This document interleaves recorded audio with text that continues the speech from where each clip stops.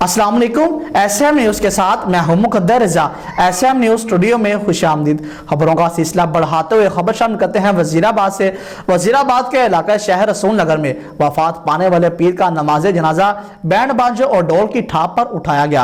अकीदतमंदों ने नमाज जनाजा के आगे डांस करते हुए नोट निछावर किए। इसी हवाले से बात करेंगे ब्यूरो चीफ मियां मुमताज अहमद से। जी मुमताज, आगाह कीजिएगा इस हवाले से। जी बिल्कुल, वजीराबाद के इलाके शहर रसूल नगर में दरिया चनाब के किनारे आबाद पीर साईं मोहम्मद सलीम गुज़श्ता रोज़ मुख्तसर अदालत के बाद इंतकाल कर गए।